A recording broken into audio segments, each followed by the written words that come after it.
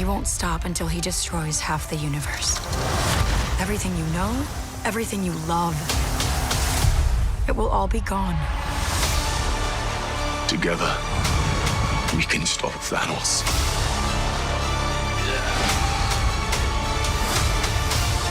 We don't want to kill you, but we will.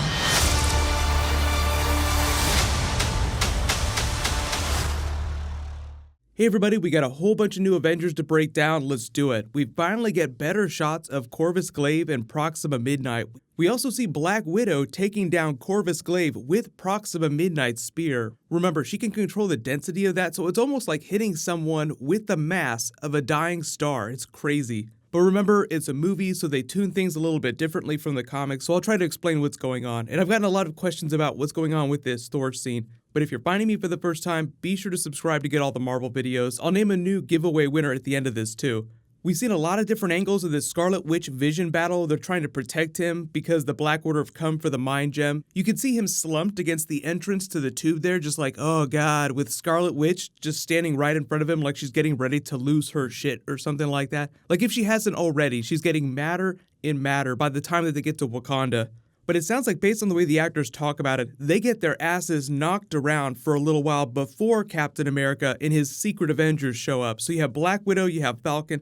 We've seen a little bit of Falcon trying to fight off Proxima Midnight, and I'm guessing, he's wearing some kind of harness because he's able to actually kick her, and it actually makes a difference. Remember, all of Thanos' children, the Black Order members, are crazy powerful. Now, some are more powerful than others, like Cole Obsidian is obviously their version of the Hulk. Proxima Midnight, Corvus Glaive are more like melee DPS. Ebony Maw is like their caster, so they have their own dark raid. They're on a quest to take the Infinity Stones. So you have to imagine that the video game mechanics have been flipped. Like you think of the Avengers as a raid group. They come together to take down a boss.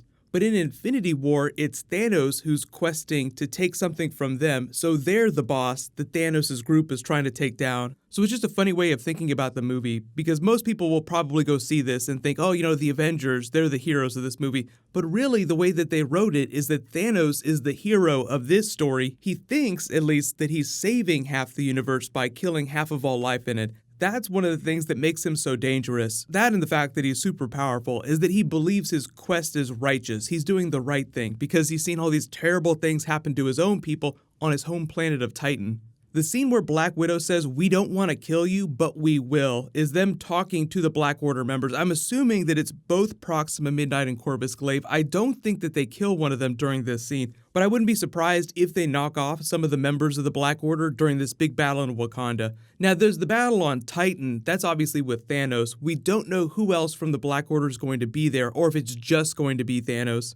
But we still don't know who the voice actors playing the Black Order members are. They teased that they would be very recognizable voices. Like people said that Kevin Conroy would be doing the voices for one of the characters. Remember, Batman from Batman the Animated Series. That would be so badass. I can't confirm any of that, and we might not even get any of that until the movie comes out. Like they might just not give us any footage with the Black Order actually speaking.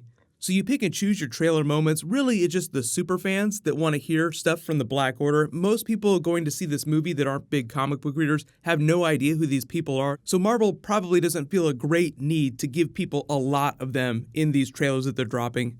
You get a little more of Okoye during this big battle with the Outriders. I wouldn't be surprised if they changed the movie just a little bit given the success of Black Panther. Like, holy crap, people love this movie. Let's give them some more of these characters. They even did that during the Black Panther movie. Before Black Panther came out, the actor that rebelled against him and said, I thought you'd be different from your father, but you're the same thing. So he helped Killmonger take over the country. He actually had a much smaller role, but because he was in Get Out and that movie blew up, people were like, oh wow, they really love this actor. Let's give them more of him. So they changed the story just a little bit to give him some more scenes. When Gamora is talking to someone here, people are like, is she talking to Thor? What's going on? Because they've been trading the voiceover in the different trailers. Like usually Thanos' voiceover leads one of the trailers. In time, you will know what it is to lose. Then some of the trailers lead with Gamora talking about Thanos. He could wipe out half of all life with a snap of his fingers. So I love the way that they're using those two characters' perspectives to tell the story of the movie. Like we said, it's Thanos' movie. Gamora is probably the most important character to Thanos, so it would make sense that if you're going to use him to tell the story of the movie, then she would be the other character that you use to tell the story of the movie too. I think I talked about it in a previous trailer why she's so important to him. Like, you get a little bit of it during the trailer too, when she's holding his hand as a child. She, along with Thanos' people, are kind of his emotional through line. So we might get a little bit more of that during the trailers, but I'm just really interested to see what the future of her character is, given what Thanos needs to do to get the Soul Gem. But given the level of beard on this person here, it looks like she's talking to Peter Quill when she's got this voiceover. This might be before they found Thor. This Thor scene where he says, "Together we can stop Thanos," it looks like he's trying to plead with someone, and the Guardians already dead set on stopping Thanos. So I don't think that Thor is pleading with the Guardians in this scene here. This actually might be on the Dwarven Space Forge, and he might be talking to the dwarves, trying to get them to help build his new Stormbreaker weapon, or give him the technology, or teach him how to do it.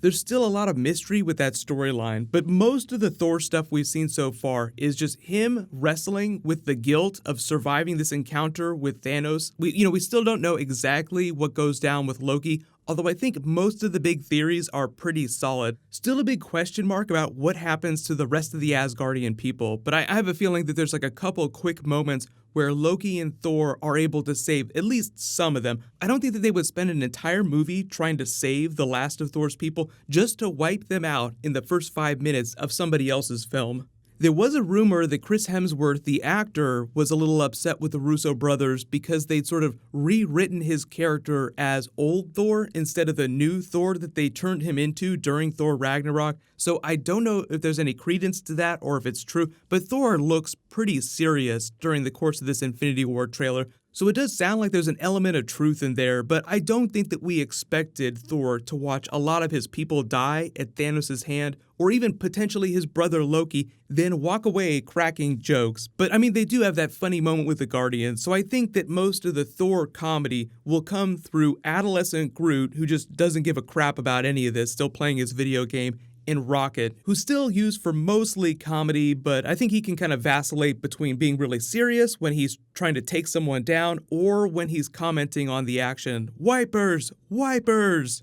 I cannot wait to see the behind the scenes for all this that they put on the DVD. Like, I'm actually really hoping that they release that sooner rather than later, but usually they wait till a couple of weeks after the movie comes out before showing you some of that stuff. Speaking of which, people still asking about the Avengers 4 title. The Russo brothers said that they would give a good long time to let Infinity War settle in people's minds, so I'm guessing they're going to wait till the Comic-Con panel this summer in July to reveal what the title for Avengers 4 is. The only thing I've taken off my list of possibilities is Secret Wars, because it feels like they would save that for like a big X-Men team-up when they eventually get all the X-Men characters settled in whatever the future of the Marvel Cinematic Universe is going to be. And I'm starting to lean away from the Infinity Gauntlet, like Avengers Infinity Gauntlet, because James Gunn even said a long time ago that that's not what it's called, Infinity Gauntlet. So I wouldn't be surprised if they changed their minds at the last minute. Usually when they don't tell you what the title of a movie is because it's potentially a spoiler, which Kevin Feige says isn't that big of a deal. He said it's not that big of a spoiler.